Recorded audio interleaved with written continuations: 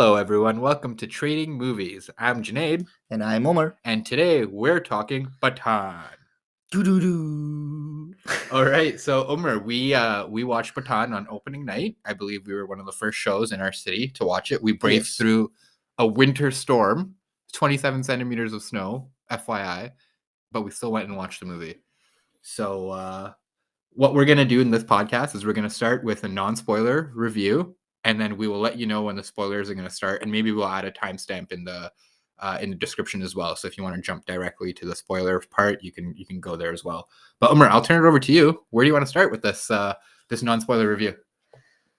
All right. Well, to begin with, let's just start with the fact that this movie has broken like record after record so far. Yeah, good point.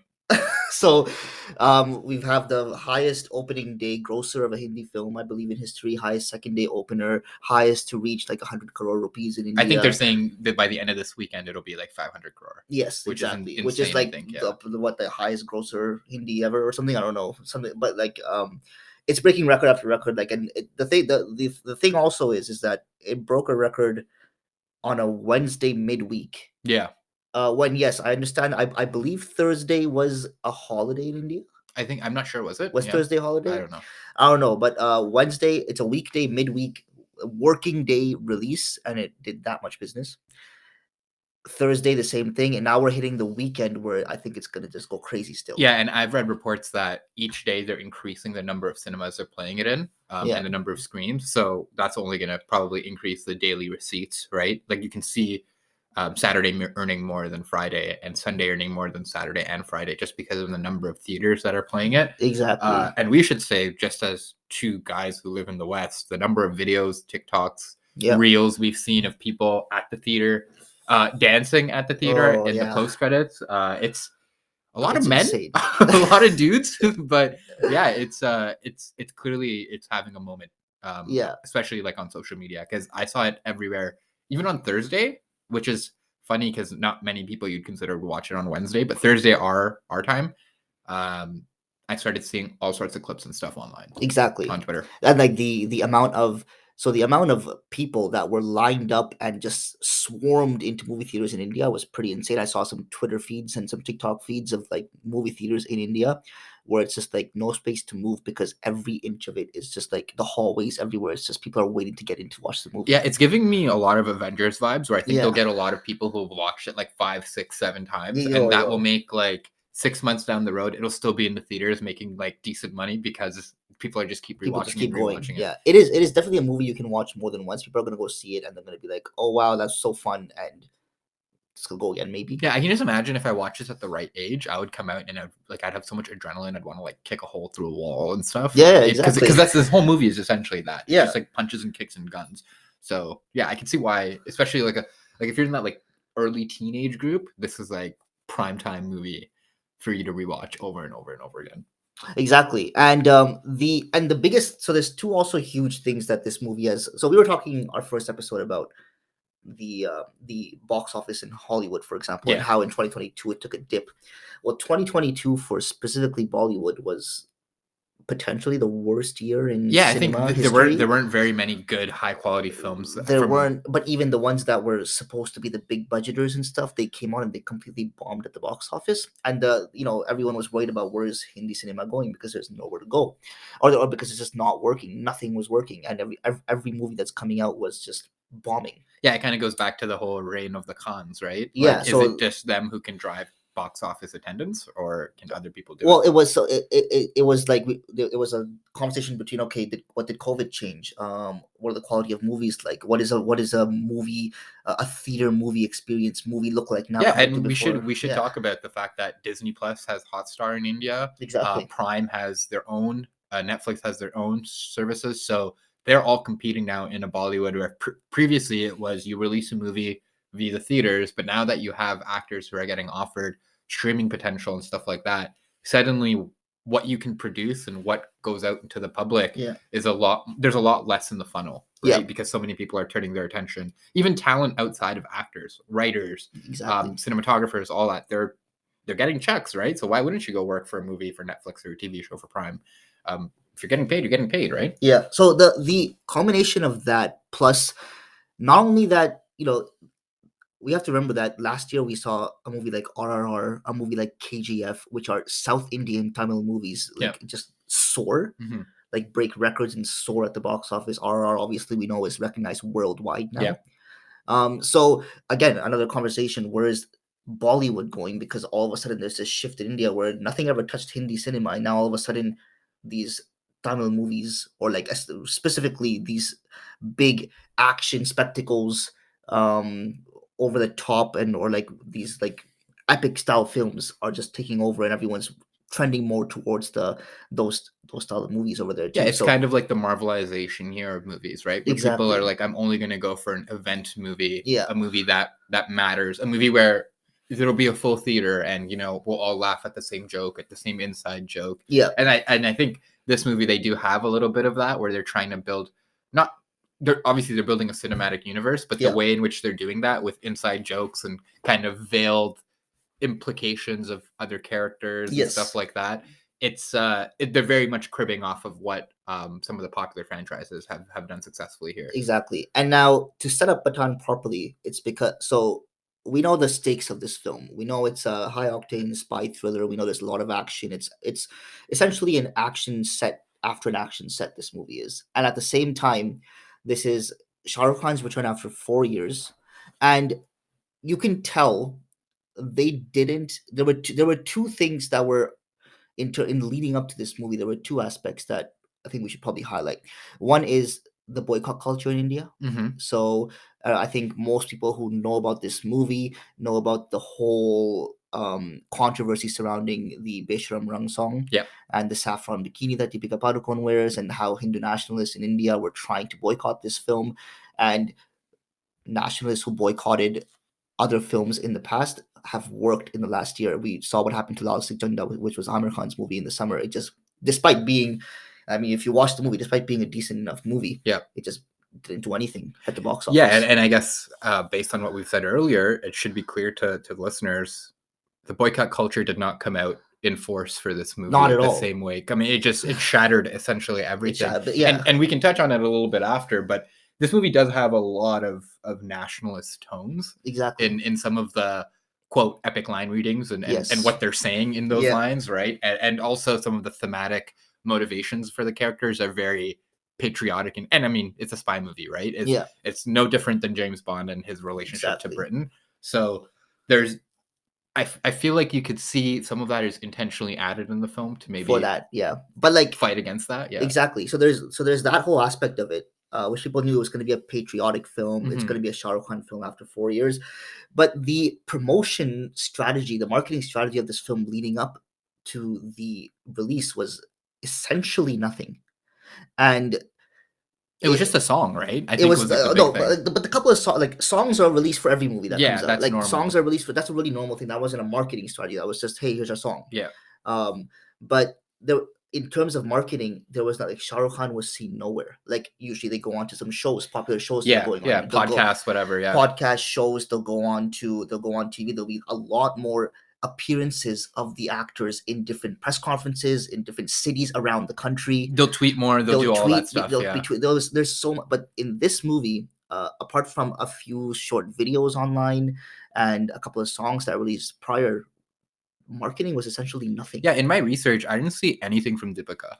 Deepika had Shah Rukh and John Abraham, and director, producer, music artist. All these people had like a small little interview segment. Yeah.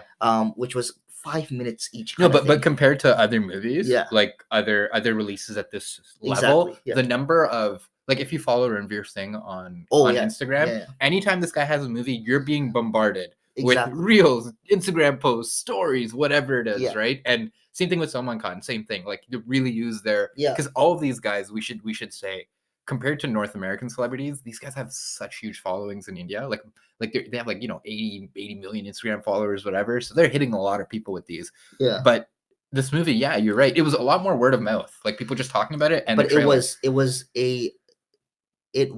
and it's been being talked about that it was a conscious choice by the makers. That makes sense. To not do this just because they didn't want Shah Rukh Khan to be seen anywhere. Yeah. Except for when they just get on when people go to the movies, because Well, they're like, you know what, the craze for him to come in the movie after 4 years, like the like people want to see him so badly. anticipation, The anticipation for yeah. him is so much. They wanted to keep him behind. There were actually shows that reached out to him and said, "Hey, come on to the show. We'll you talk about the movie and stuff." And Shah Rukh Khan actually declined to go on those. And we should also say though, Yeah. Shah Rukh Khan is probably bigger than any media institution, anything Yes. that like it's they're not doing him a favor, right? Yeah. When they're like, hey, come on our show. It's very much he is the big get. So Yeah. it's also it helps with the whole mystique of a spy movie. Exactly.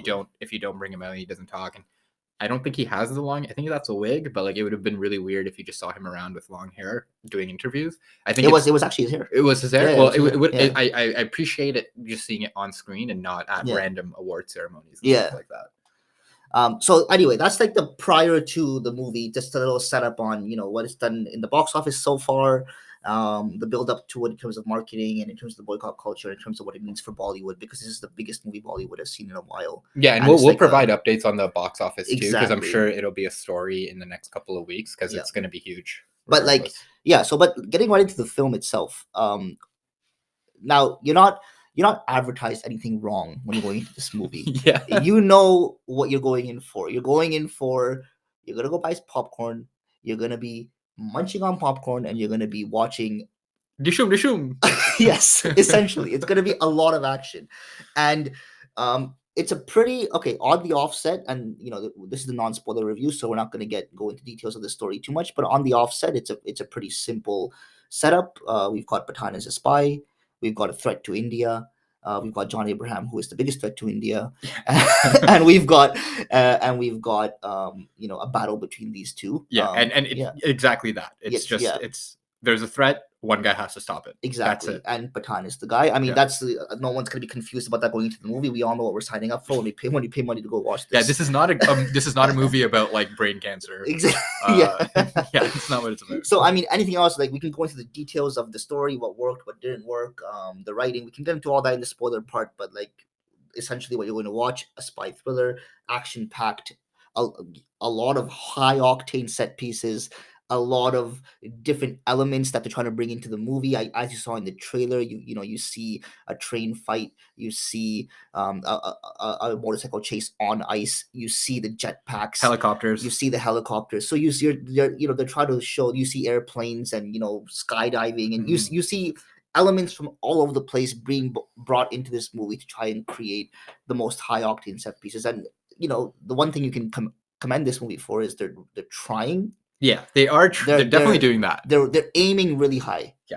And in a lot of those places in this movie, I can say that I found a bunch of them were executed nicely. Yeah. And I can also say that there were some choices that were not put in this movie. Yeah, I think there were some. So let's start with let's give our general thoughts of the plot first, and then we can go into some of the set pieces and stuff. Exactly. So in terms of the plot itself, what did you think it was strong? Do you think it was weak? What did you think? So the plot itself, I could have done with a bit more editing in terms of the writing. I totally agree. I thought they made the plot too confusing. Like, you can understand it, but they did a few too many confusing things in the plot. They added a few too many wrinkles where almost it's like minimalism helps sometimes, right? Like you could have removed one wrinkle and it would have been just more straightforward. Like, I would have been a lot more happy if instead of bringing in another complicated element into the plot, they removed that and brought maybe an emotional element, or brought an element where it just helps you connect more with the plot, instead of just throwing a bunch of different plot pieces at you. Yeah, because they do jump across the globe a lot, and they are essentially, like Omar said, there's maybe like 5 or 6 minutes of like actual dialogue, and the rest is just jumping from like exotic location to exotic location. But yeah, I think we agree on the plot where it's pretty standard for an action movie, a spy movie. And action and spy movies, thrillers like this, they're always going to have a little bit of complexity to keep you on the edge of your seat, keep you guessing. I think this one, some of it was telegraphed, but some of it was also like, all right, come on, really, are you gonna do this again? They're almost like trying a little too hard. Like it's like, oh, we could jump over 10 houses, but what if we did 400 instead? It's just you don't need to go that far. And a lot of the times with the plot, it kind of Yeah, it kind of felt stretched in terms of plot lines here and there, where I find the movie at some point, I would say, so the first, so there's obviously there's two halves interval. First half, after the interval, we got the second half of the movie, but I would say the second half of the first half, I say at times it sagged a little. Yeah. Yeah. So because of that, as well. But the thing is that you're brought right back into it because the second half does pick up on a pretty high note, Yes. and which we're gonna get to more in our spoiler part. Yeah. But these there's a couple of times in the movie where you're like, okay, it's kind of sagging a little. You do get brought back into it though, so yeah. Yeah, so I think that a great segue into that is Umer's right. There are some points where it might sag a little, but this movie is essentially built around 4 main action sequences. Yes. Right. So we'll call out the sequences right now. We won't go into too much detail. We'll talk about them a little later. Yeah. But it's essentially Shah Rukh Khan's intro. There's a scene in Dubai. There is a scene in Russia on a train, and then there's obviously the final fight scene. But these 4 kind of columns are what you're jumping from in each movie. And actually, it's funny because within that, there's also a few more like sequences that there's sequences within those that are kind of insane too. But for sorry, go ahead. No, go ahead. But for the action sequence in this movie, especially since we're talking about them not in too much detail specifically, just because we don't want to spoil anything right now, but we have this general mindset when we're going into an action movie that's made by Bollywood. Yes. All right. So, and this general mindset or this general expectation that we have is that we're going in to watch a lot of slow motion. Yeah, Bollywood physics. Yeah. We're going to a lot of physics that probably don't make sense. A lot of what do you call it?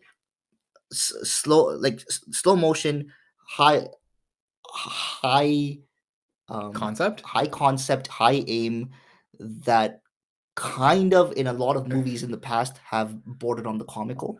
Yeah, I think the fact that there's a whole subreddit called Bollywood Physics where it's like, I think the greatest example is just Ajay Devgan and Singham. Exactly. Yes. They're clearly trying to do something, but they're over rotating so far that they turn a guy who, if I'm being frankly honest, doesn't look like he exercises that much, doesn't look like he is at the peak physical condition, but the things he's doing are things even Olympians couldn't do. Even Olympic javelin throwers couldn't throw javelins the way this guy is in that movie. Exactly. And I think the contrast with maybe Hollywood and Bollywood is, and Bollywood is picking up on this now, is Bollywood stars of like the 90s and 80s, some of them would work out and be jacked and stuff. Others wouldn't, but you'd still have to suspend reality and believe that they could beat up 30 dudes on their own. Yeah. Whereas Hollywood has always had that training regime, blah, blah, blah, work out, look jacked, even if you're not doing any of the action sequences. This movie, I thought, was a little more honest. Obviously, some of the action sequences are excessive, but John Abraham, realistically, you could see him doing some of the stuff. So, exactly. Shah Rukh Khan, at least the way they show his body, you're like, I can see like someone doing this. Now, I want to put a caveat here. Like 80% of what they're doing would either tear your limbs apart, or if you did it once by some magical capability, the next day you wouldn't be able to stand. That's some of the stuff that they're doing, but they've got them like running a marathon a day essentially. The way the athleticism is. So basically, what you see in a Bollywood film is generally different in terms of action when it comes to Hollywood films. Now, in Hollywood films, it's always been high octane, really fast action. So, hand to hand combat. Yep. Is usually very fast, very creatively choreographed, and very quick. Yep. So, and when you translate that, and that's why for people who will go and see a Bollywood action movie and they see hand-to-hand combat generally in a Bollywood film, they're going to notice that, hey, there's a lot of slow motion here. There's a lot of close up to actors' reactions after they land a hit, after they get hit, and bystander reactions. I like exactly, as opposed to the actual fighters. Exactly that, and things are just happening a lot slower. Yeah. So these two styles, because they've always differed so much, people either like one and don't like the other. Generally, if you're brought up in North America and you're used to watching Hollywood films and you see high octane action that you see in Mission Impossible, the Bourne series, even 007, and you see these action sequences, then when you go into other movies in Bollywood and you see these action sequences that are happening just at a much slower pace. There's too much time in between each hit. There's a lot of slow motion that's slowing down the entire pace of the fight. It just feels a bit overdragged, and that's where the comical aspect also comes in a lot. Not to mention that a lot of times the physics just don't work. I think the best example of this, what you're talking about, is Sunil Shetty in Mehuna, the final fight scene when he does like the arm pump. Exactly. While Shah Rukh Khan's falling, he does the arm pump and then beats him again. My brother and I love that scene. We do that arm pump all the time because we're like, this is unreal. Someone sat in an editing room and was like, yeah, this is legit. This is good stuff. But it's funny because you see that stuff for them. It's like they're adding something to a fight that they think is like, oh, this is cool. He's gonna do this. I think it's also just like a cultural thing. It's right? a cultural What do you go to the movies for? Pure escape. And guys, look, we love John Wick movies. We know it's not realistic for a guy to do that, but it's, I think, how far do you push that boundary is where it goes. Like a guy like John Wick, he will get hit by a car and then he'll limp the rest of the movie. Yeah. Whereas in some of these movies, you could fall out of a plane, land on your feet, roll, and then the next thing you know, you're beating 40 dudes by yourself. Yeah. And it's just a matter of how far you want to push that boundary. Yeah. So now knowing these expectations and these past experiences we've had watching Bollywood action, I want to bring the action we see into this movie and compare it with our mindset. Now, one thing that also I want to differentiate between Bollywood and Hollywood action sequences and just the general feel is that we as an audience need to remember that when they're making movies in India and when they're making sequences, set pieces in India, they have one thing in mind as well. And that one thing in mind is that there is an audience reaction that's always persistent in India. And I think that's a great segue to the introduction of a character. Exactly. So, whereas, we'll watch Mission Impossible and we'll see Tom Cruise's intro scene, and it's not going to feel any different than any other actor in that movie coming in onto screen. It's going to be a very simple intro. Maybe he'll be doing something, maybe he'll be doing some kind of action, or maybe he won't even be doing some kind of action. But regardless, there's going to be no slow motion pause on his face. There's going to be no, hot, like crazy music, a pause on him, showcasing him for a few seconds just so an audience can cheer and react and then continue with the scene. They really build in like the pause for applause into the movie, and into the way they cut the movie. Exactly. And if you notice in this movie, and if someone who's never seen a Bollywood movie before, and if they're going in to watch this, they're going to feel, for Shah Rukh Khan's introduction scene. Now, you notice, if you remember when we were watching his introduction scene, at first you don't see his face very, very well. His hair is covering him. The Black Widow.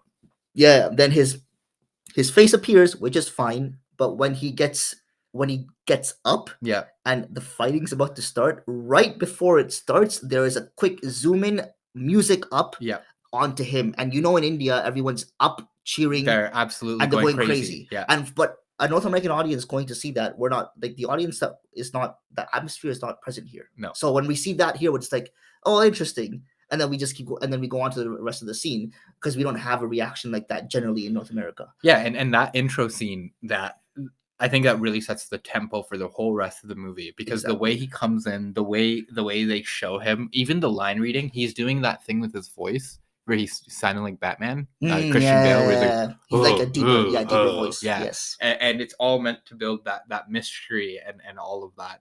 But I think, in terms of the intro scene to this film, when we say it sets like the pace or the tone, it sets it, but then each subsequent action sequence breaks through that ceiling. Exactly. And like, you watch this first scene, if you watch it isolated, his first sequence, you're like, there's no way, like, what else is this guy gonna do? Yeah. And then every subsequent sequence, he essentially dumbfounds you with the things that they make his character do repeatedly over and over and over again. But I have to say, so we talked about 4 major action sequences in this film. So now that we brought his introduction in, that is the first major action sequence of this film. Yeah, his intro scene. And it's very similar to kind of like Black Widow and Avengers, where you're tied to a chair and you're being interrogated. Yes. And I think that's a classic spy motif too. Happens to James Bond all the time, like Casino Royale. Same thing. Yeah. It's tied to a chair and he's being interrogated. So I think it's a very thematic way of introducing a character like this, where you realize, yeah, he's a badass, and Yeah. guess what? He's not locked in a room with you guys. You're locked in a room with him. Right? Yes. That's the Yes. badass kind of thing Exactly. they're trying Yeah. to do. And the fun thing about this, so we're gonna talk in the spoilers about what worked, what didn't work. I gotta say, his intro scene, the greater extent of it, the hand-to-hand combat and stuff, to me it worked. Yeah, there was one kick he had in there where it looked so good. It looked like Yes. Chun-Li kicking. Like Yeah. I'm sure that wasn't him, whatever. But in terms of the way they have the actual kicks and the punches, they look like someone who's been trained, like a Yeah. martial artist. And we should say that there are movies where that's not always the case, right? Yes. Where it just looks like someone kicking down a door, but it looks like someone Exactly. who's never kicked before. But here we have hand-to-hand combat where he's facing, multiple people one after the other. Pretty well choreographed. I thought it was really well choreographed. I liked the action. I wasn't watching that like, oh, what's going on? I was watching that like, hey, this, I like the background music during it. Yeah, they had some The they had play. some cool shots They had some too cool of shots. the angles, the way they filmed it. Exactly. And I thought the shot, we see this in the teaser as well, the shotgun popping up in the air, coming down. And then he grabs it and shoots two guys. That shot was very cool. Shot was really good because it was all a one taker. So I really liked the way that they did that. So generally his intro scene, the action, the hand-to-hand combat in that scene, I was a fan of. It lost me a little bit later when the helicopter came in. Yeah, we'll get into that more in the spoiler side. Yeah. But overall, I would say if we're talking about the action in this movie, yes, it over rotates a bit, and yet yes, it does get a little unrealistic at times. But if you were to compare it to other Bollywood movies, the level's pretty high in terms of even like the non CGI stuff, the hand to hand, like you said. Yeah. Some of the use of the guns it's very accurate in terms of what we know from movie physics. Yes. Compared to the more ridiculous, right? Exactly. So maybe that's a good segue into Umar. We're talking about these action sequences. 90% of action sequences now have a huge VFX component. So in terms of Yash Raj and you've written here that they have their own VFX department. Yeah. How did you feel like their performance was for this film? So I want to say that Yash Raj films VFX I've never been a fan of. People who are listening to the podcast, if you've watched, Amir Khan's Thugs of Hindustan, which came out in 2018, if you've even seen War, which is part of the Spy Universe movies that came out 2019, the one with Hrithik Roshan, if you've seen the Ekta Tiger movies, if you saw Shamshera, which was the recent one that Ranbir Kapoor came in, and I'm sure there's more we can name, but those are off the top of my head, those are the ones that come up to me. I've never been a fan of their VFX because I don't want to look at scenes in a movie and know that I'm looking at VFX. And at the same time, I don't want set pieces there put in there as VFX set pieces where I can tell that's clearly fake. So that's one aspect of it. So YRF, I've never been a huge fan. Now, the reason that I'm talking about the VFX in terms of the production company is because Shah Rukh Khan has been a pioneer essentially in India of VFX. Like for years, he's been a driving force into improving VFX in India. Well, that's kind of just like Steven Spielberg. Did you know if we didn't have Steven Spielberg, we wouldn't have THX audio in movie theaters because he wanted that for Return of the Jedi. He wanted that technology. So it's the same kind of thing where they're like, James Cameron, right? Yeah. F it, I'll just build it myself, exactly. right? Because I want to raise it. I think that's very similar to what he did with Red Chilies. And that's what he's done with his production house, Red Chilies. And when you see Red Chilies movies that require a lot of VFX, they're done well. Like that's one thing he has. Like you can watch his movie Fan, which didn't hit the right note with audiences anywhere. Really, that was a flop. Okay, you can watch Zero, again, same thing, big flop. You can watch Ravan, again, big thing, big flop. Okay, but these are all movies that are Red Chilies VFX. And whether you like the story, the concept, whatever it is, the one thing you can't say about these movies is that the VFX was done poorly. Like in Fan, it's the first time in the movies where they've de-aged a person to that level, and it's done really well. Yeah. In Zero, he's playing a dwarf. The sequences in that movie are done really well. I never look in that movie and think, oh, I'm looking at VFX. You look at Rawan again, 2011 movie. I'm sure now when I look at that movie, I'll look and be like, oh, look, VFX, because it's now Yeah, and over these 10 years movies old. that But these like, movies yeah, that you're listing are all very VFX forward, right? exactly. And this movie, it is also, I would say, VFX forward, even though not everything they VFX, I think, had to be VFXed. Yeah, Yeah. exactly. So when it comes to this film, now we can say that ambition was really high with VFX. Like the director, Siddharth Anand, by the way, his ambitions in terms of what he wanted to show on screen, the set pieces he wanted to achieve, ambition was really high. And that's where I'm like, I have no issue if you're going to set your ambitions high and you want to bring in these extra over the top or, high octane scenes. But the VFX needs to hold up if you're going to bring that in the film. I think it's the classic eyes wanted it, but the stomach was too small. Yeah, and that's why I was like, listen, I understand that this is a big YRF project. YRF is creating the spy universe. Of course, YRF is going to want to use their in-house production for Yeah. VFX. But when you're I mean, I don't know, if I was YRF, I want to put the best product in front of my audience. And I'm like, okay, if my production house is not at the same level as this one that we also have a great, like, we have access to this Red Chilies company. Yeah. The actor who owns that company is working in this film.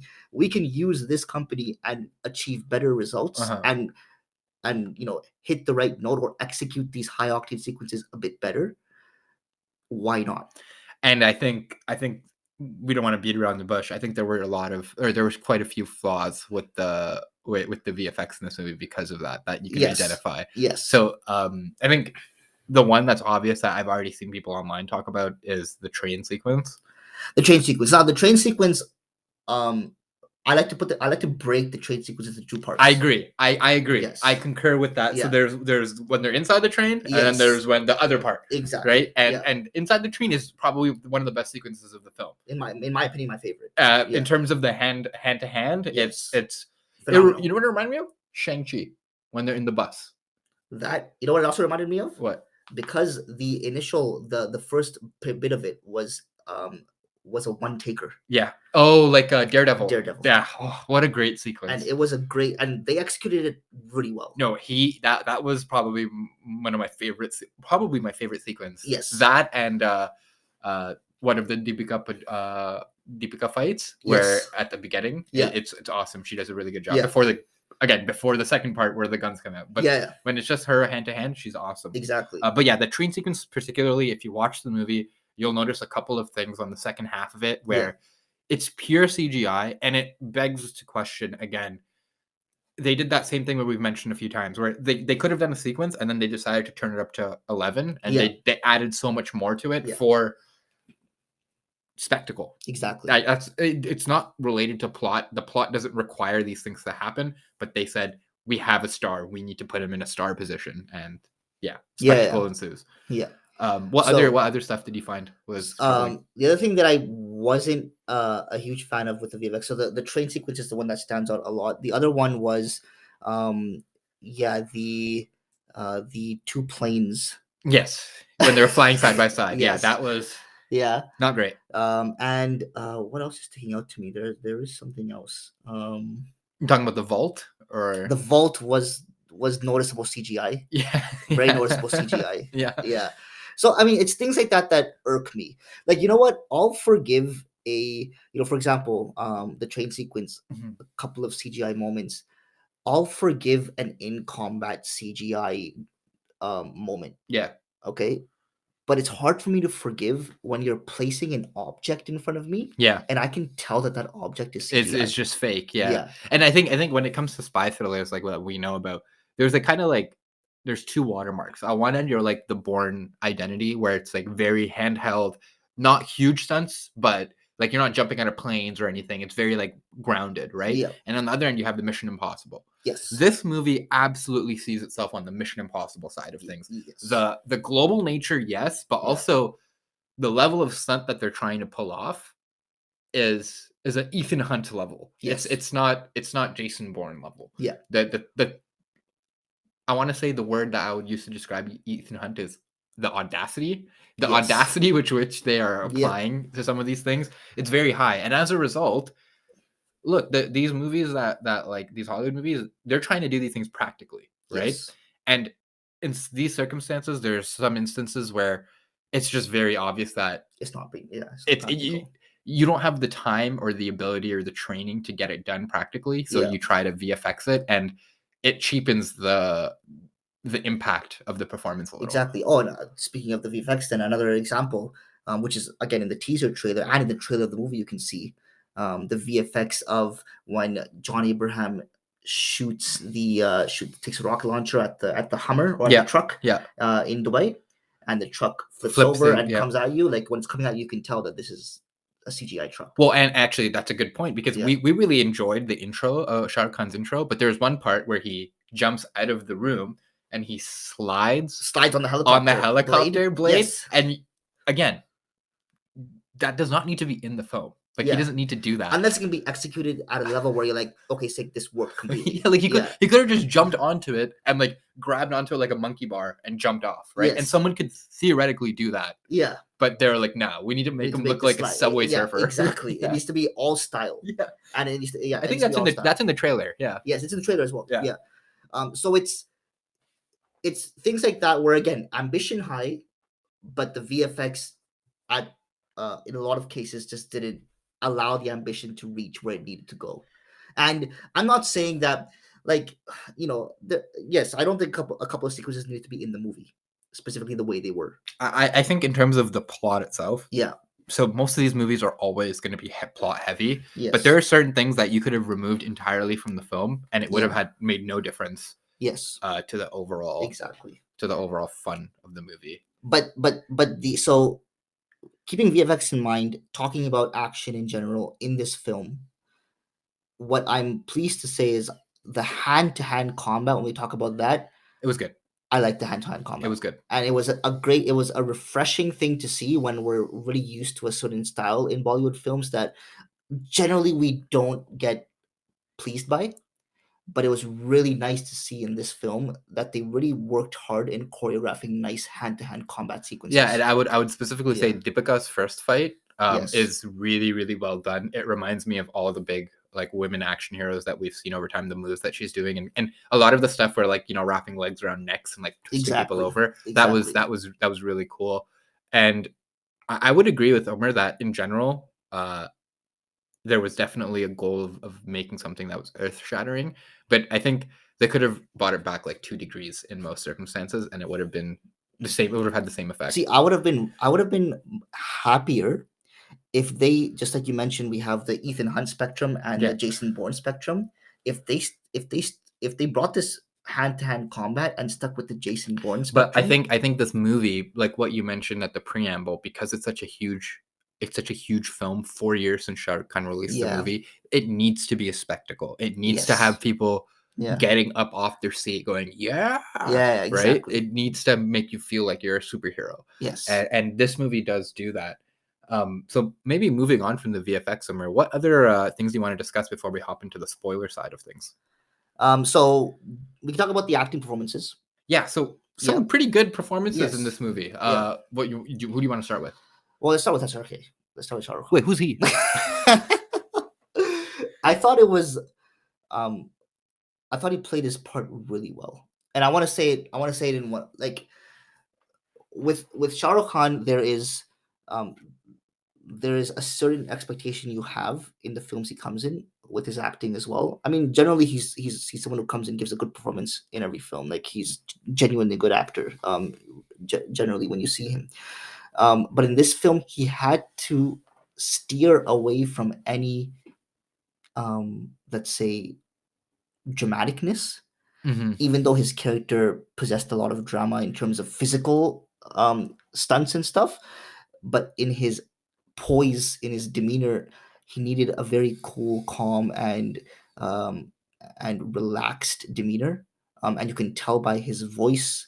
And by the way he speaks and stuff, I thought he did a good job. I think he did do a good job with the script he was given. Yes. My only issue was there was a little bit of variance in the tone for his character, where it's like very jokey sometimes, but then also very serious Yeah, other I had an times. issue with that as well. Yeah. See, from the trailer of the film, from You the thought it was teaser, pure serious, like no you thought jokey. this is a serious character. Like Yeah. this is like Bruce Wayne in the Dark Knight But series. I think that's Yeah. also the masala nature of Indian movies. You have to have a little bit of everything. Yeah, and it's one thing that I wish we didn't need. Yeah.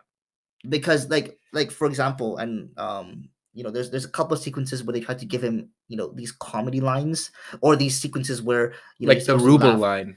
Yeah, exactly. Yeah. Like that one. And like for me, it takes away from the sincerity of the character. I couldn't agree more because okay, there are moments where you're being funny and it's organic in like a Yeah. movie, right? And that's fine. But then when it's like you're actively going out of your way to make jokes, and Yeah, it's like like, dude, this is a serious moment. yeah, but I'm like, this is, you saw him in the teaser, you saw him in we all saw the title announcement of this film, when we have him coming out of the dark, walking, very serious lines, very serious, the dialogue he was saying in that line when he was talking about his character in the movie, it was a very serious tone. Yeah, but I don't know if that's necessarily his fault or if it's the No, it's writing. not his Yeah, fault. I think he acted relatively Yeah. well. I think he was given a few lines that were very, very cheesy. But Yeah, again, that's yeah. not necessarily his It's not fault. him. I mean, ideally, if I was him, I would have liked to push back on the stuff they were I saying. thought that those for a guy who's supposed to be a very serious, very like serious character, he has a lot of quips. It's very like Iron Man, Tony Stark, Yeah, Peter and I Parker. we wanted to see this rustic, serious spy. Well, I mean, Well, part I of the wanted to see that. part of the movie is like they tell you he has a horrible backstory, right? So Yeah. you're like you think that would have like jaded you and turned you, hardened you, and like Yes. life isn't funny anymore. Yeah. But he's just and you know what? Funnily enough, we should talk about John Abraham too.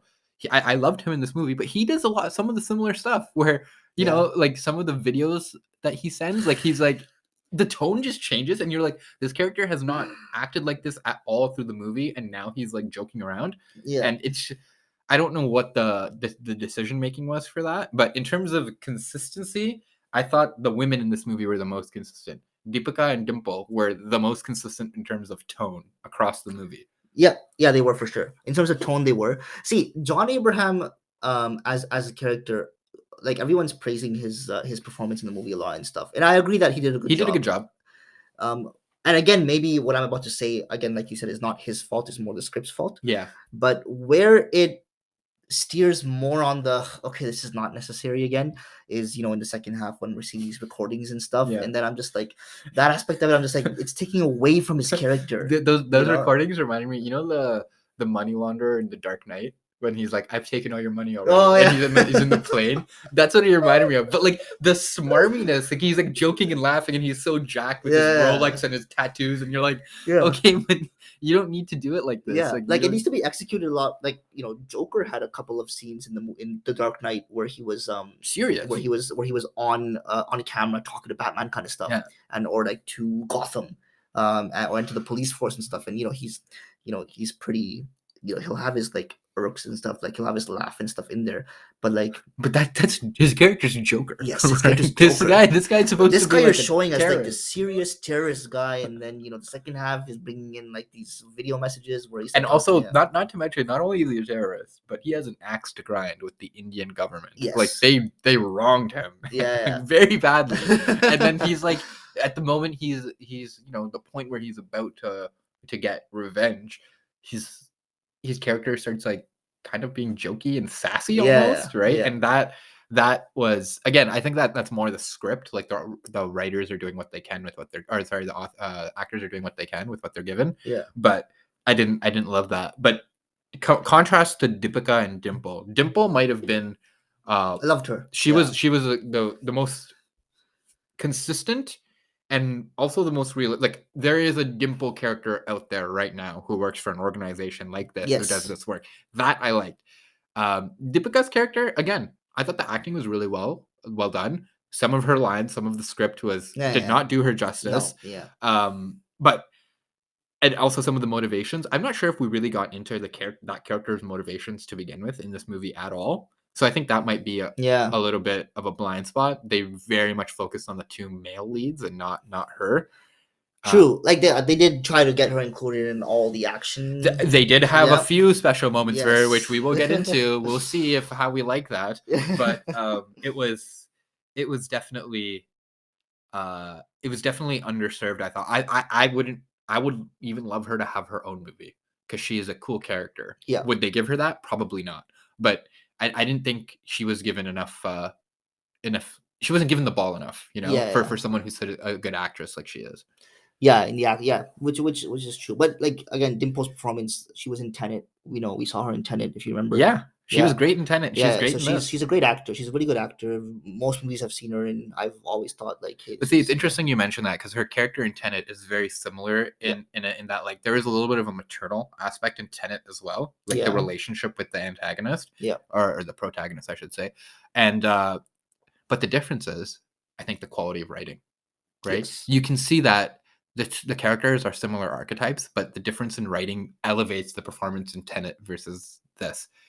Yeah, but although in this movie, are there any of her scenes or dialogues that stood out to you as not necessary or not?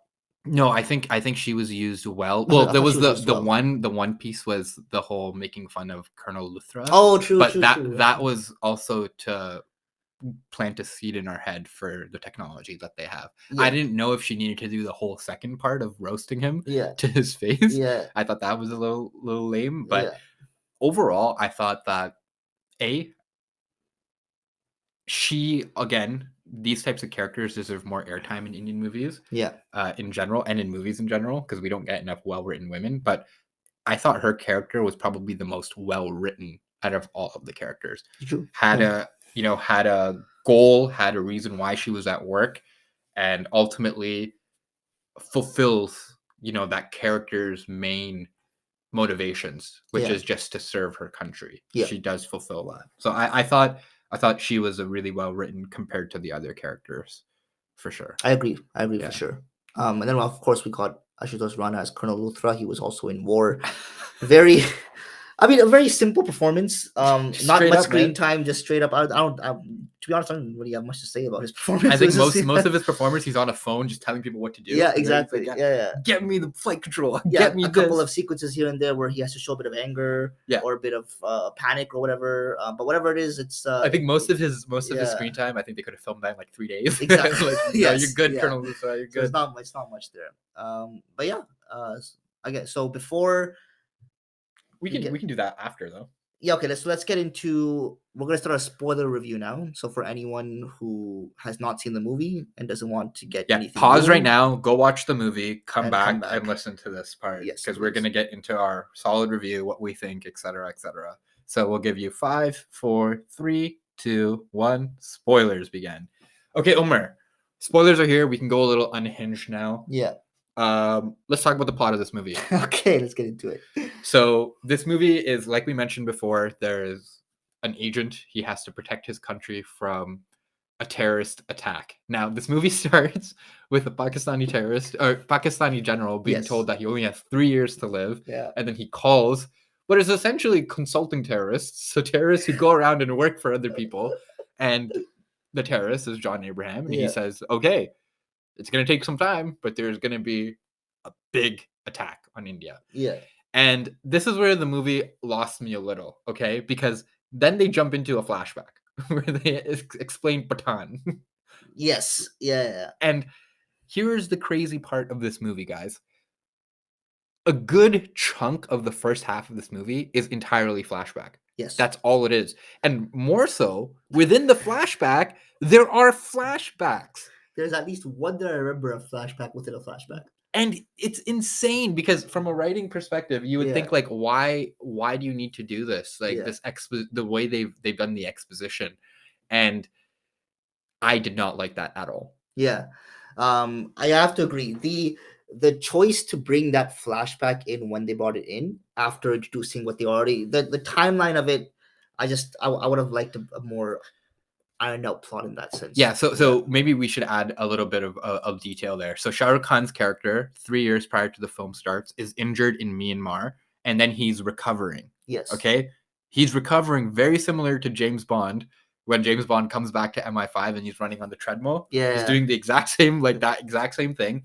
And that's when Dimple's character comes in and they create, well, Shah Rukh Khan has already created Joker, which is top 10 spy name for an outfit, a military outfit. Yeah. I believe it's Joint Operations and Covert Research is Joker. Yeah. So this is their organization, which they will then use, I'm assuming, for the rest of the movies. This is the organization that supports them as they do their missions across the globe. Yes. So Joker, the main fundamental core tenet of Joker is we are going to find those people who have served this country and got injured or hurt themselves, and we're going to recruit them because they still have more to offer. Yeah. That's great. Not once do they mention a single member of Joker, what their background is, anything. You have these characters, Raza, whatever. Yeah. But they don't tell you they don't tell you anything about what their experience is, whatever. And that Joker's first mission is when they go to Dubai.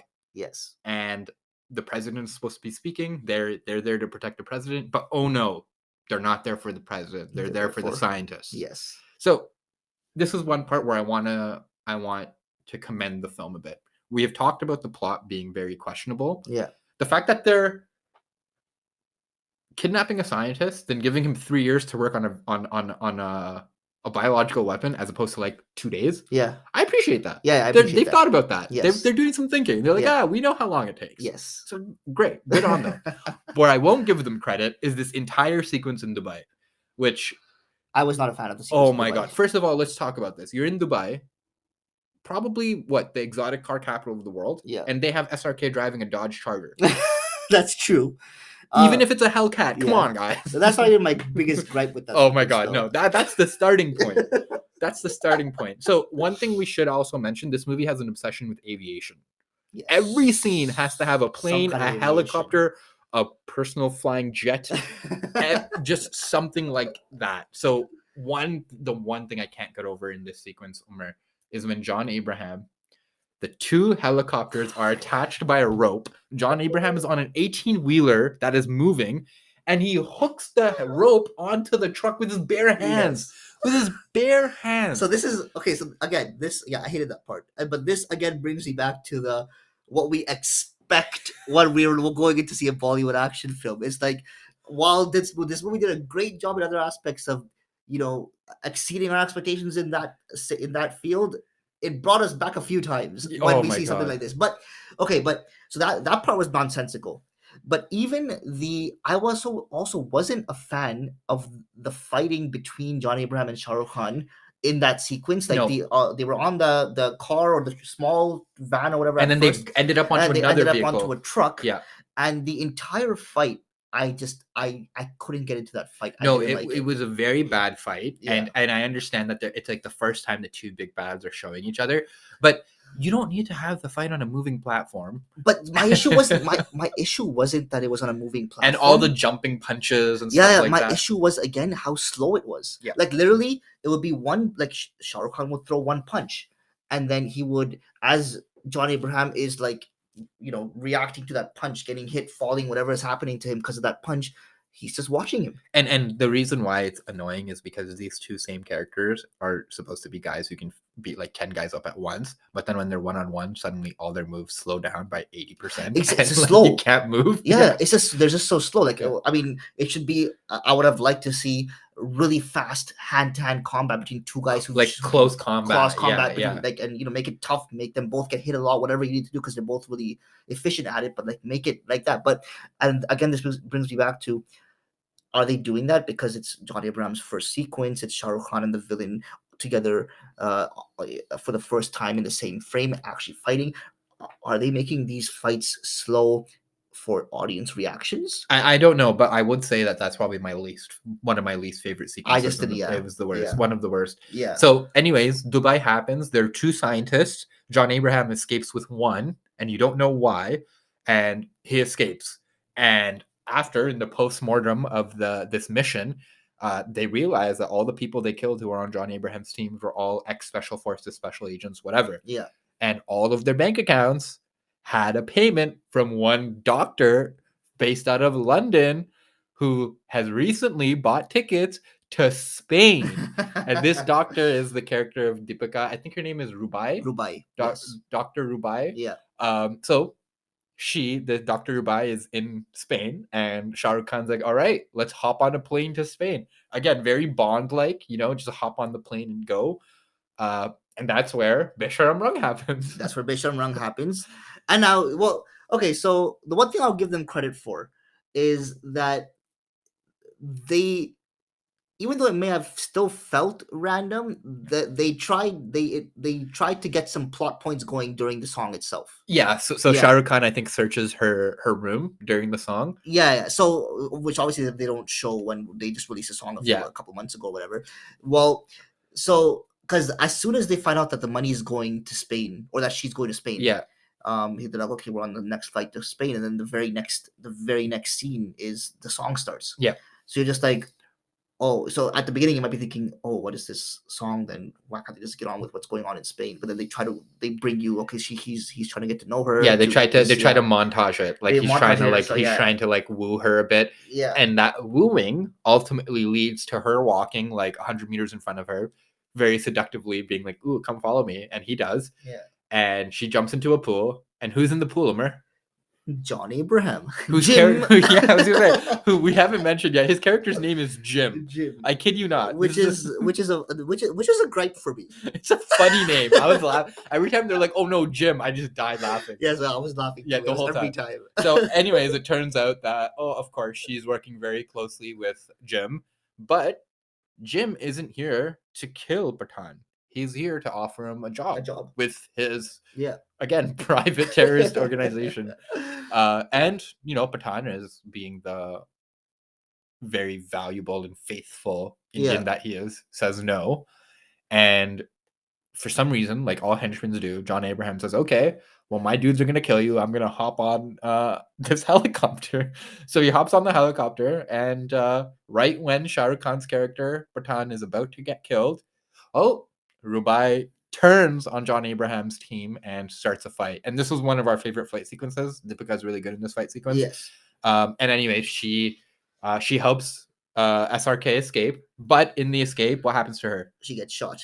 Oh, no. But this sequence, let's hone in on the sequence a little bit more. Okay, yeah.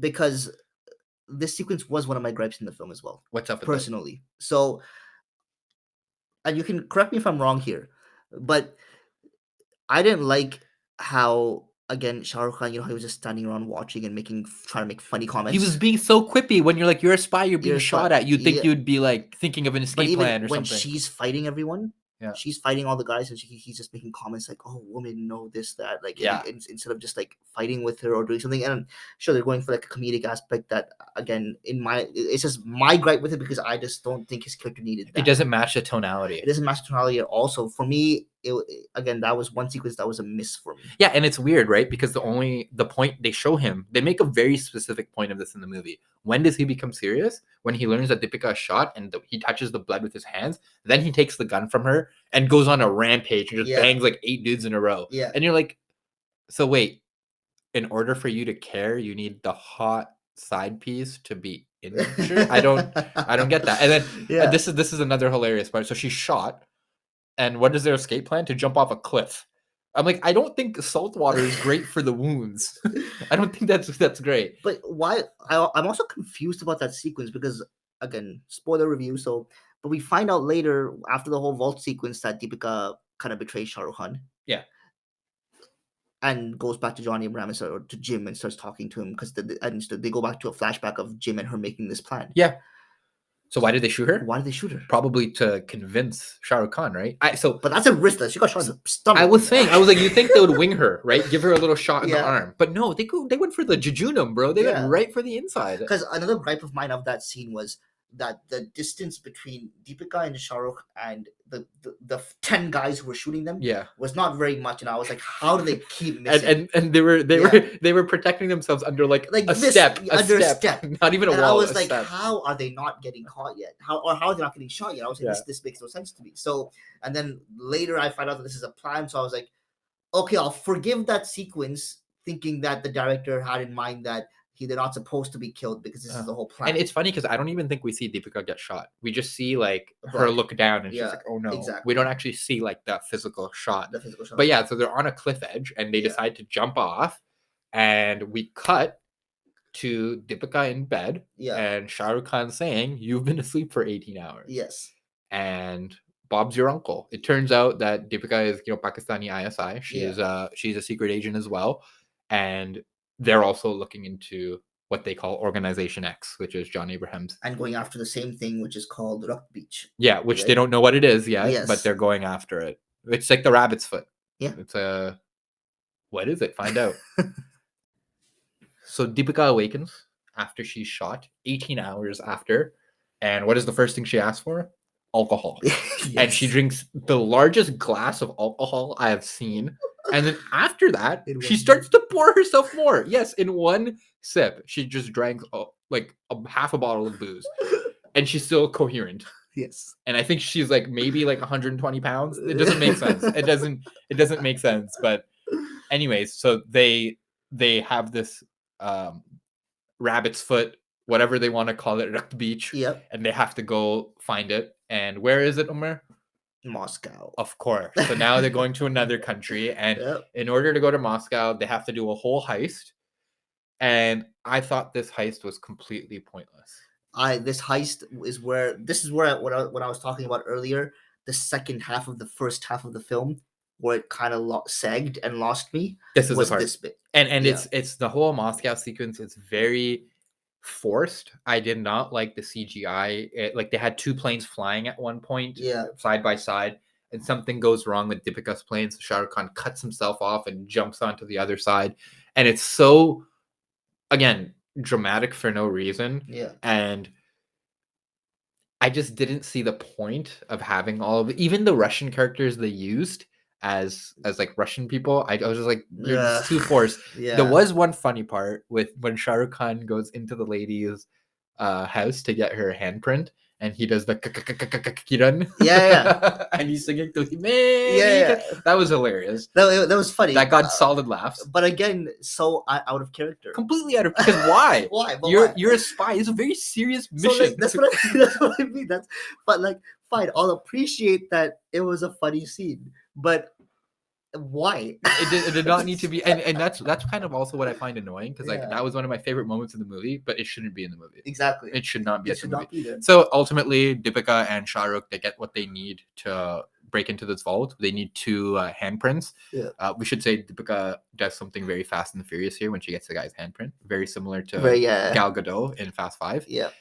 They get to the vault. They get in, and they have to go into like a sub vault. So Shah Rukh Khan jumps in, and he gets what looks like a green liquid, and he throws it up to Deepika, who's still up top, and Deepika's about to throw a hose down for him to grab to come up. He grabs the hose, he's about to come up, and what does she do? Burns it. She burns the hose. So now she escapes, and he's stuck in the vault. And before this mission began, Dimple Kapadia's character was like, you can't get caught in Russia, you'll get sent to jail. Lo and behold, he gets caught in jail. He gets caught, and Deepika leaves. Obviously, she's been part of John Abraham's crew this whole time, and this sequence I really liked. So Dimple Kapadia comes to Russia and sees Shah Rukh Khan in prison, and she says, just shoot him twice, and we'll send you an invoice for the bullets. That's very much spy movie. Yes. It's like classic Mission Impossible. If you get caught, we don't know you. We've never heard of you. I love that. Yes. That then leads into a sequence where Shah Rukh Khan is being moved on a train. Before we get into the train sequence, we should mention there's another little bit of spy trickery that goes on. Again, another one of the things I really liked about this movie. So there's Shah Rukh Khan's character who's on one side of a wall, and Dimple's character on the other side. It's a classic interrogation room, and she signals to him in Morse code. Yes, with her fingers. And that lets Shah Rukh Khan's character PATHAAN know that someone is going to come to save him. Yeah. So they enter this train, and it looks like intentionally the prisoners are going to try to kill him. Yeah. He's the only one who has his handcuffs still on. Yeah. And that's where probably the best fight sequence occurs. That I was blown away by that scene. I loved it. I thought it's something I've never seen Gen- anything like it in a Bollywood movie. yeah, but genuinely, I thought it was so well done, and I was like looking at the screen, I was like, wow, this is really good. Yeah, so they do a one shot, very similar to the Daredevil hallway scene, very Yeah. similar to the Shang-Chi bus scene. Yeah, So it's one guy on like 10 dudes, yeah, but the way he's using his surroundings, the way he's using other people, yeah. it's an awesome It's sequence. choreographed so well. I can't, and so that's the first half of the sequence, and I really, really love that sequence. I really loved And I it. really appreciated how they showed him getting his ass beat, Yeah, because typically they don't show that. yeah, So that was very cool. Now there are other parts in the movie where he should not be able to walk or talk or whatever, yeah. but they just let it slide. But in this one, they really They show it. they went all out. So they give you his moment where he goes through 10 guys in one take, and just amazing combat, amazing like you said, use of his surroundings, use of the people, movement was great. Yeah, very, very Krav Maga. Yeah, like, exactly. He and then like there are parts where even like he's punching and you can tell he's tired, right? So he's like he just like whips someone and he's like, "Ah," Yeah, and he's yeah, panting and stuff. yeah, And at one point in this, he gets pushed up against a wall, and it looks like everyone is down, but they're not down and out. Yeah. They're like kind of woozy, and they're Yeah. gonna get back up, and there's gonna be a round two. And then we hear a big thunk on the yeah. top of the train. Yeah. Omer, what is this part? So the thump on the top of the train. This is your Salman Khan entrance. Dang, dang. So this is Tiger's entry into the film, a cameo. I think most people going to watch this movie or who know about this movie know that he's coming in at some point as a cameo to relate the universe. And they do mention the characters from War as well. Kabir mentioned a few times they in the mention film. him. Yeah. So Salman Khan enters right here to help Pathaan out. So his entrance it's when Shah Rukh Khan's essentially down and out almost. He's still got a few guys on him, giving him a punch and a kick here and there. He has that line too where he's like, guys, time out. Remember? Yeah, he has that line too. And then right before he's getting more of it, they start hearing a couple of thumps on the top of the train, and then through the train comes the famous scarf of Tiger, which is the kafia. Yeah. So he brings that down and he chokes the guy with it. Yeah. And then he jumps down and appears on screen. So you're missing one key part. Oh, he's carrying a coffee or a milkshake. He has like a milkshake in his hand, Yeah. which again is just so stupid. Like why do you need that? And the plot reason is because he also bought painkillers. So he's like, you need to wash the painkillers down. So this man brings a full out coffee. And anyways, Pathaan, and this is the second part of the train sequence. I didn't enjoy it as much. No, so so the two reasons why I didn't enjoy it that much. First reason was we saw such great choreographed combat right there. And then you have Salman Khan enter. And then you have Salman Khan enter, and the combat just loses a touch there. He's just a bull in a china shop. He can't move. So he's just flinging his scarf around or flinging his arms around. Yeah. And then he gets punched, but nothing happens to him because he's like Tiger. So strong, Other people hurt themselves. Yeah, exactly. Yeah. But and that whole Salman character vibe, I'm just like whatever. Like, and then it starts to go even more excessive when it gets more excessive. Okay, a couple of things I liked. I liked seeing them both on screen together. It was cool. I liked seeing them combat together. Yeah, as a child of the 90s, exactly. It was really cool. Yeah. It was really cool seeing them in this environment. Yeah, and fighting and like. But I think they did what we talked about earlier, which is they were like, okay, we have them now. Let's turn it up to 11.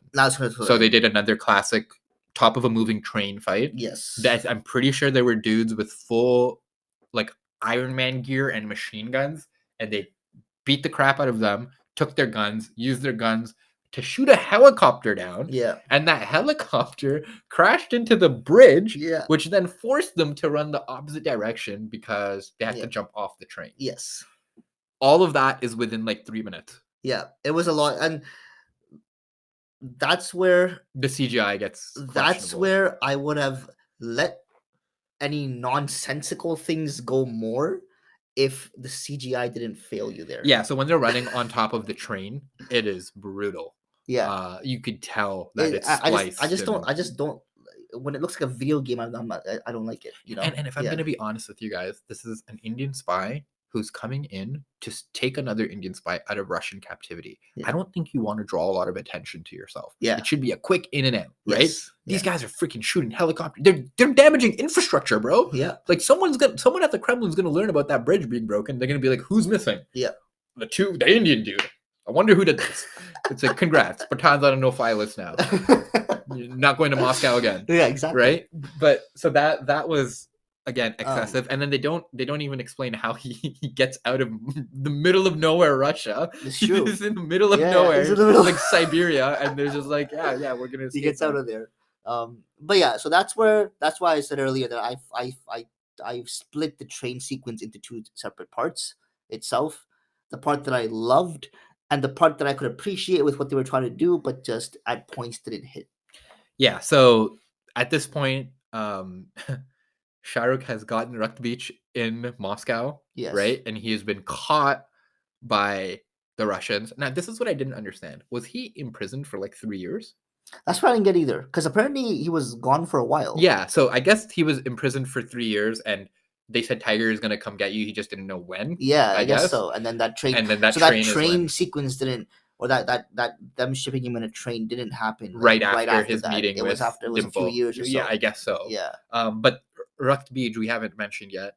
It is weaponized smallpox. Yes.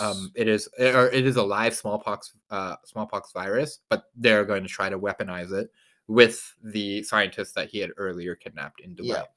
So all of that happens, and Pathaan gets out again, like we said, apparently after 3 years. Yeah. And then this is where the start of the movie kind of comes back in, right? Yeah, and it's funny because initially watching the movie when the smallpox plot line is revealed, yeah, I was like, whoa, that's out of nowhere. And for a second, I was like, where did this come from? Why'd they add this? And then I remembered, I was like, oh yeah, the Dubai scientist capture. Yeah. So it all connects to that. So I was like, okay, it's in place. I just blanked that part for a second. I guess so much happened in the movie. Okay, so you know what clicked in for me at the movie at this part? Yeah. So I don't know if we mentioned this at the top, but the main issue with this Pakistani general was that Article 370 was revoked, and India wants to claim Kashmir back. Yes. So that's why he's all thing. There's a Mission Impossible movie. The final sequence is in the Kashmir area. Yeah. And there's a biological weapon which they are hoping to unleash. This is Mission Impossible 6. The one with Henry Cavill when he's the bad guy. That's the last one. Right? Yeah. Scene like literally beat for beat, so similar in terms of the plot. Yeah, right? yeah. So it instantly reminded me of that. But anyways, Pathaan is now out of prison in Russia. He goes to Africa, quote. That's all they say. He goes to Africa and he finds the henchman, and that's where the intro scene happens. Yes. That's why the henchman thinks Pathaan is dead in Moscow, but he's still alive, and he's looking for Rubai again. Yeah.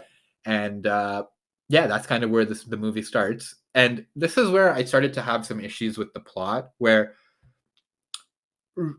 Rubai is she's caught on camera in Paris, and Shah Rukh Khan thinks it's intentional that she did that. He wants her to go find him, so he goes to Paris, and she apparently has had a change of heart when she learns bro, you knew what you were stealing. What did you expect him to do? I literally turned over and said this to one of the people we watched the movie with. I was like, so all of a sudden now she's just good. After 3 years, she's like, living the high life in Paris, and she's like, yeah, this is fine. Yeah, so that it didn't hit for me there either. I did not understand that bit. But essentially, they're trying to tell us that now she's on Shah Rukh Khan's side. So now Pathaan and is she a doctor? I don't know. The Rubai are now on the same team. Yeah. Very similar, from my understanding, to Tiger and Zoya in the ISI. Right? Like Pakistani agent, Indian agent fall in love. Yes. Fantastic. Yeah. So this is where the next sequence begins, and again, it's got a lot of questionable things. So we find out where John Abraham's lab is. I guess it's in Russia somewhere. Yeah. And this lab is like classic henchman lab on a mountain. You've got a bunch of security guards, this, that. And Rubia has told Shah Rukh Khan and his team where this lab is. So she is there. She's wearing a jumpsuit. Yeah. Very Kill Bill. Yes. And next thing you know, just like Mission Impossible, 5 dudes come out of the sky and they shatter the glass into this hideout. And John Abraham's like, oh shit, what am I gonna do? Yeah. So he has these 2 orbs where the poison or the smallpox is in, and he has to try to escape with them. Yeah. Omar, what happens next? He is on a snowy mountain, and he has to get to the bottom of the mountain. What vehicle does John Abraham use? What anyone would use. A motorcycle. Of course, yeah. Not a snowmobile, not a snowboard, not a ski. He decides to use a motorcycle. A motorcycle. Interesting choice. I don't know why. So at this point, John Abraham has already lost one of the orbs. The Indian government has captured one of the orbs, and John Abraham has the other orb, and this is the orb that's gonna set off a biological warfare. So he's on the water. He's running with this orb. He's driving on a frozen lake, I think. And then what happens? So they're on a frozen lake. Shah Rukh Pathan is chasing. Yeah. On a motorcycle as well, on this frozen lake. And he's essentially given up trying to get the other orb. He only wants the one orb at this point. Yeah, exactly. He just wants the one orb. And they're doing this chase. They're going through this chase. And then there's one instant where out of this crook, a cave, out of this cave or whatever, rushes out Rubai on ice skates. Like Frozone in The Incredibles. There are 2 mans on motorcycles on a frozen lake driving, and she's out here on speed skates.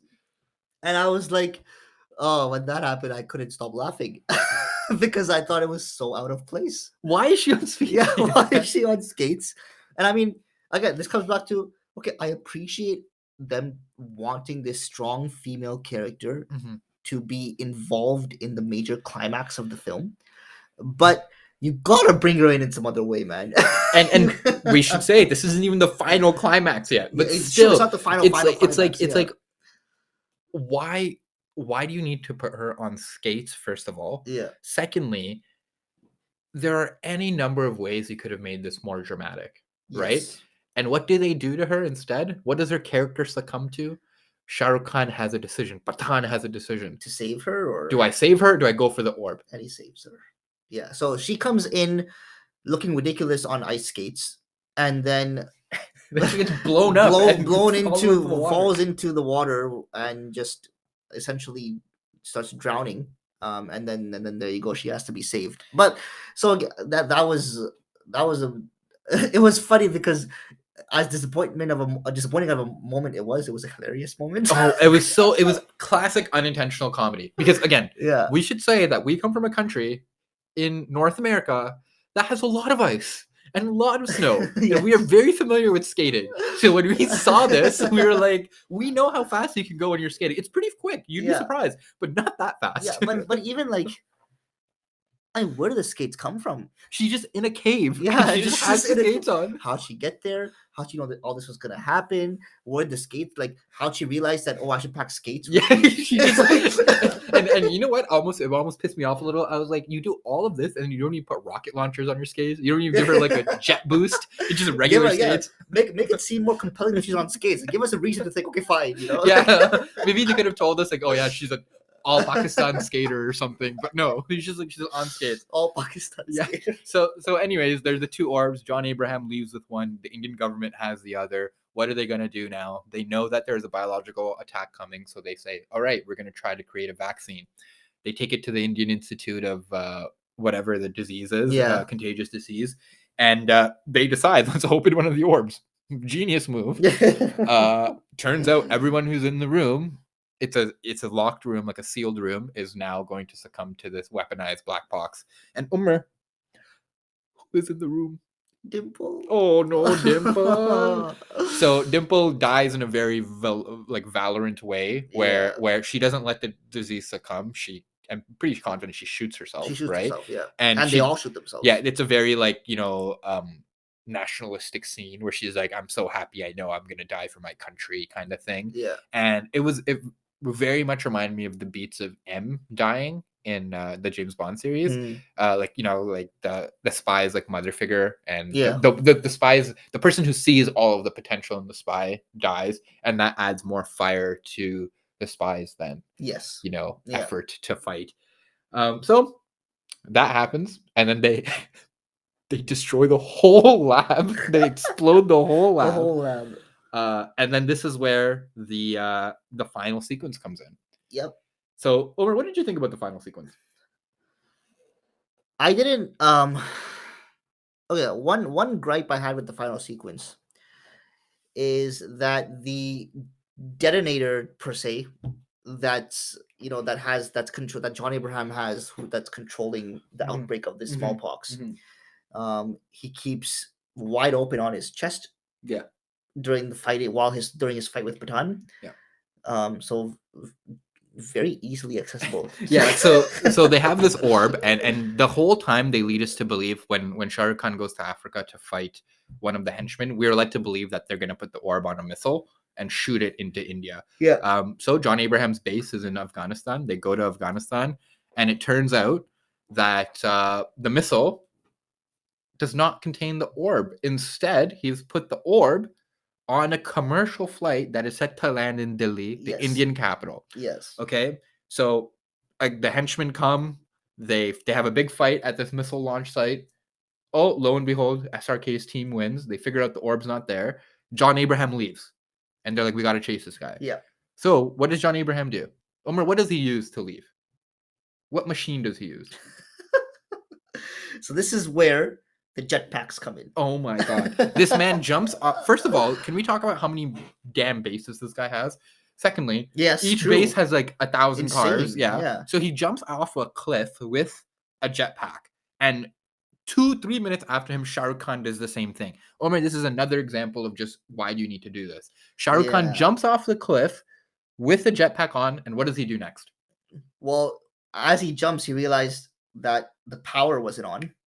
Yeah. So as he's falling in this jetpack, 500 feet a second. 500 feet Yeah. a second, he's like figuring out that, oh shit, I gotta plug this thing in before I can make it fly. And then it manages. I mean,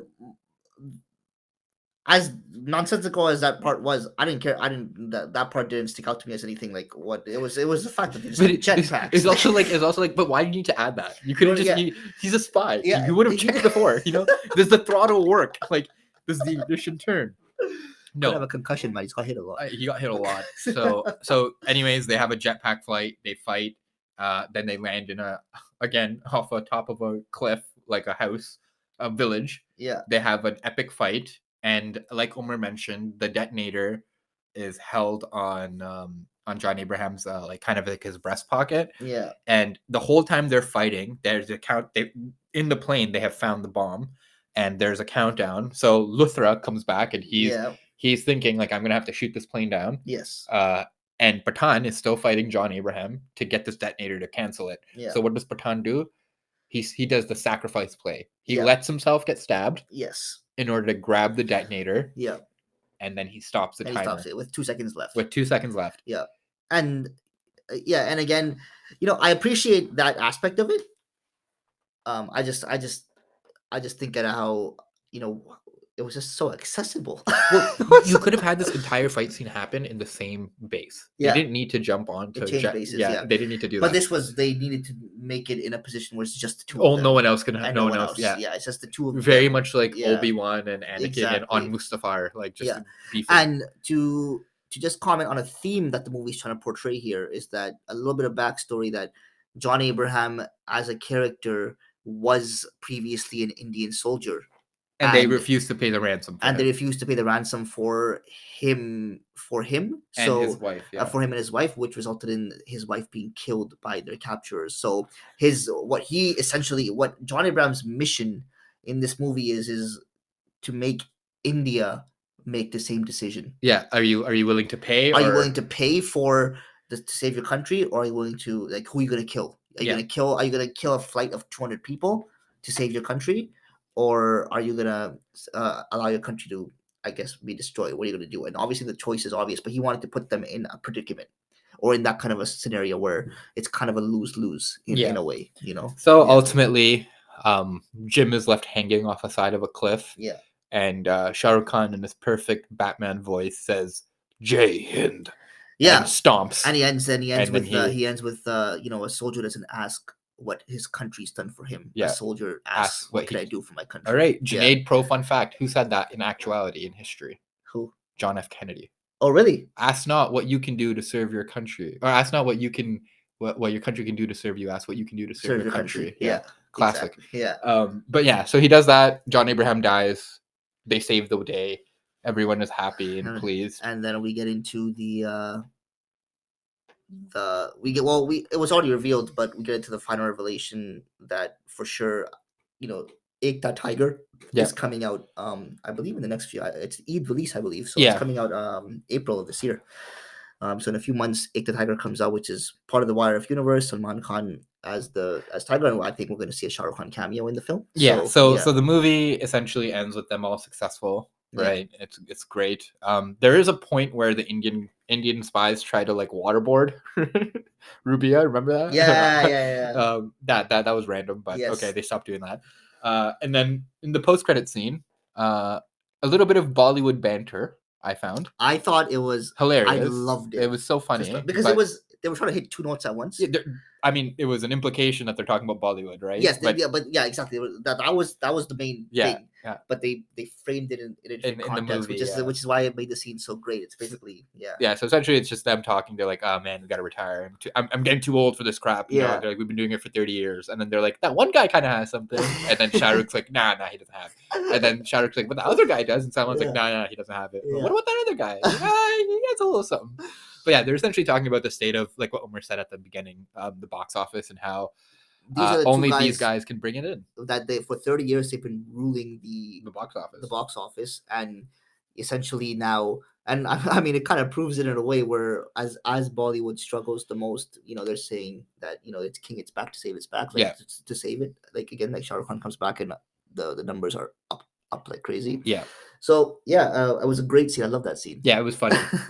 So before we finish off, we want to do two more things. We want to obviously give our awards, but before we do that, I want to talk about some of the influences from other like movies that we saw in this film. So we've mentioned Mission Impossible a few times. Rogue Nation, Ghost Protocol, Fallout, and the first Mission Impossible are all very clear. You can see renditions like the whole having to, or another great example, Charlie's Angels. Okay, have you ever seen that movie? No, actually, I haven't. But they have to go into a vault, and they need two people. You need the two people to open it, and it's like the same vault as they had in this movie.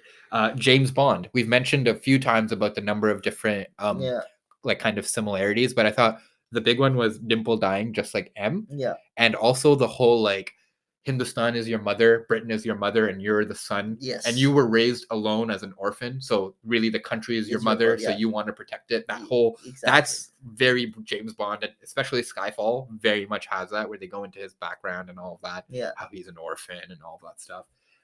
Avengers, the whole intro scene with Black Widow, very similar to Pathaan's intro when he's like, they think they think they're in power, but really he's in power. Yeah. Fast and the Furious, we talked about this, but the way Deepika gets the handprint is very similar to Gal Gadot in Fast 5 when she gets the handprint on her bikini when the guy touches her butt. Incredibles. I mean, it's obvious. The Frozone skating is very, very similar to that. And I'm sure when we rewatch a movie, we'll find a lot of other like influences, but there's quite a few of them. And honestly, I thought it was interesting to kind of pinpoint it and see what looks like other movies, because they did try to do it relatively accurately. Yes. But it was fun. And then the awards. So Umar, when it comes to our awards, we typically do this when we trade movies, but because this is a big movie that we're going to review, and we're going to try to do this with some of the bigger releases, Hollywood and Bollywood, we'll try to do like a big mega podcast for them. We'll start from the bottom and work our way up top. So as has been made popularized by our famous review of The Menu, the Nicholas Hoult Most Punchable Face Award. Who does that go to for you, in your opinion? Okay, the guy I'm giving it to is going to be a surprise for people. Okay, however, I have a reason. Okay, okay. So I'm giving it to Prakash Bilawari, who plays Dr. Sahani, which is the doctor that the scientist they capture. The guy who weaponizes. The guy who weaponizes. And obviously he's innocent in this movie, being forced to do something he doesn't want to do, and I don't think he even knows what he's doing, or knows the extent to what he's creating is what they use it for. but it's because his face. This guy has been in previous movies as a villain, yeah. and he just has a really punchable face. So I have to just give it to him. So for me, I chose Manish Wadhwa, who plays General Kader. Yes, the main at the beginning, right? One of the funniest parts of this movie was when John Abraham's like, "Screw it, we're gonna send the missile to Islamabad." It's like, what? He just like out of nowhere, he's like, "Yeah, you know what? Aim it to Islamabad." And then General Kader's reaction, like, Yeah. "No!" It's like, "Yo, I'm so sorry. I'm so sorry. that killed me." I was like, this guy had such a and the whole like he's the first character you see in the movie. Yeah. So yeah, General Kader, definitely my most punchable face. Best sequence, Umar. What's your favorite sequence? That first half of the train sequence, my best sequence. There was for me, it was hands down that it wasn't even a question for me. Yeah, I have to agree. I think the only other sequence that I think I enjoyed similarly was the first half of Deepika's initial fight scene where she's fighting the individuals and before the guns come out and before she gets shot. I really like that part. Yes, that's yeah, it was really good, and I did really enjoy Shah Rukh Khan's introduction scene, Pathaan's intro, which is so. I think the sliding on the helicopter kind of ruined it, and the shooting to get out. Yeah, that was too much for me. So again, they're turning it up too much. You know? Yeah, they're turning it up too much there at the end. So, but like the the train sequence for me, hands down. So for most efficient or Steph Curry award, we typically award this to someone who had not as much screen time, but in their screen time, they really gave us a lot.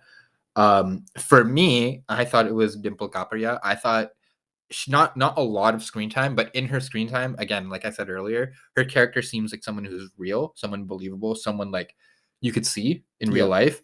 And I thought she brought some humanity into a film that was very superhuman.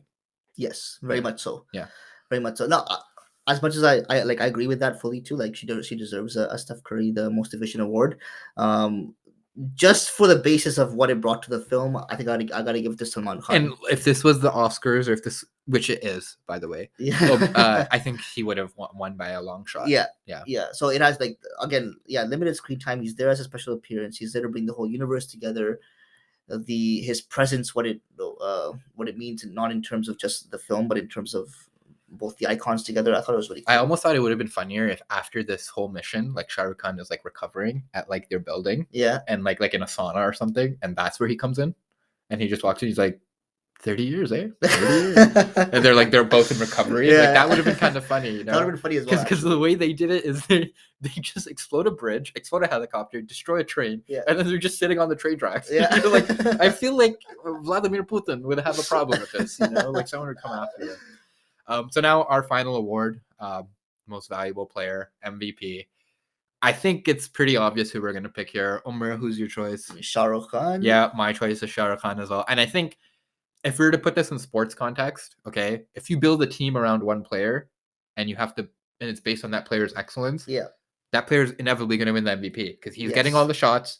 He's getting everything. Yeah. And in this movie, he got all the lines. Yes. He got all the big, you know, Horatio sassy lines. Yep. He got all of the action sequences. It was him. He was the main guy. And it shows. And it shows how he elevated this movie himself. Because, we have our gripes with the film. And I think if you replace him and you put someone else in this movie, who's not a big name or who's not someone that we're excited to see or anything, we're gonna be trolling some of the things we didn't like a lot more. I think I agree, and ultimately, look, you don't have to love the kinds of movies that they come up with in Bollywood, but you can appreciate the talent that the individual actors have because they are talented. Yes. The writing may not always meet up to the par of their talent, but I think in this movie he has to win the MVP. He's by far. He does all the work, right? All the dramatic work, all the comedy work, all the fighting work, everything. It's him. And as much as we want to credit, this director, we want to credit the set pieces, we want to credit the action. This movie's not doing the business it's doing. Yeah. If Shah Rukh Khan's not in there. No. And we should also give some credit to John Abraham, who I thought was a great actor. Great in this film. And to shout out for him, not just a good performance, but a brave choice, because John Abraham recently has been coming in a lot of more patriotic films. Where he's playing like the Force is an example. Where he's playing characters that are very, patriotic. Yeah. And a very brave choice for him to take a pause on it and come and play a villain against India. Yeah. I think ultimately, Omar, I don't want to speak for you, but I would say that we both had issues with the movie.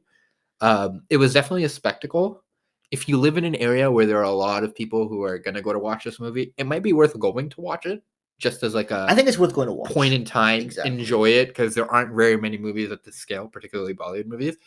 But in terms of like grading it out of 10, I'd probably give it like a 6.5 out of 10. Yeah, I'll give it a 7. Yeah, I think there's definitely room for improvement. And what I really don't want to see is them seeing the success of this movie and doubling down on it when they make Pathaan 2, which is to say, we're going to space, we're like just too extra.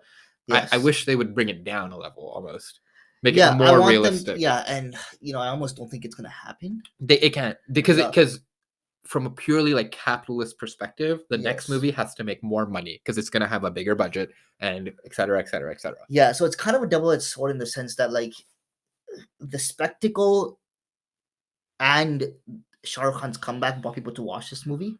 And if it wasn't for a comeback, I don't know how much, I'm trying to wonder if in different circumstances the same movie came out, what's it going to do? Yeah, I think what they're going to do now is they're going to have Pathaan 2 come out, or not Pathaan 2, they're going to have Tiger 3, right? Yeah, Tiger 3. And there's going to be another bad guy in that, obviously, and then they'll have, is War going to come out before Pathaan 2? Like a next War movie? I would think so, yes. So they'll have like 2 new bad guys, and then they'll link that John Abraham and these 2 new bad guys are all being controlled by one big head honcho. Yeah. And that's going to be their Avengers style movie where all 3 of them have to be all Pathaan. Because it was all like, just like, Mission Impossible, where it's like a secret organization, or not Mission Impossible, James Bond, where it's like Spectre is controlling everything. Yeah. It's going to be like that. So I'm really interested to see. But again, that's a big spectacle movie. That's gonna happen. That's still like 3-4 years away. It's still a few years away, but again, like in that 3-4 years, I gotta see a step up in the VFX game. Yeah. Because if they're gonna create that spectacle, it's gotta be done right. Yeah. I mean, it needs to be improved, and I don't think it'll look good, particularly on like small screen. Yeah, exactly. Yeah, it won't look good. Exactly. Anything else to add, Omar? No. Get in on the hype and go watch the movie. It's a fun watch with family. It's a family-friendly movie. Yeah, it is relatively family-friendly movie. So go watch it. There's one particular part where they focus in on breasts, but that's about it. That's about it. True, actually. Yeah. But yeah, apart from that, it's a fun watch. You gotta go in leaving logic aside, and just go in and enjoy the show, man. That's all you gotta do. It's one of those movies where you go in not thinking of realism and I agree, and stuff. You go in to just what am I gonna see? How is it gonna look? And am I gonna enjoy myself? I can tell you're gonna enjoy yourself. Yeah. So definitely go enjoy it, have fun. But this is our second podcast of the week, so we'll see you guys next week, where we're going to be discussing the 2015 film The Gift, I believe, which is available on Netflix. Umar, do you have anything else to add? No, that's all. Please follow us on TikTok. Listen to us on Spotify, Apple Podcasts. We're also on YouTube. Share it with your friends. Spread the word. Yeah, and we'll see you at the movies. And tell everyone that we are... No, it's not going to work grammatically. That we are what? Tell everyone Zinda hai. All right. Thanks, everyone. Have a good one. Bye. Take care, guys.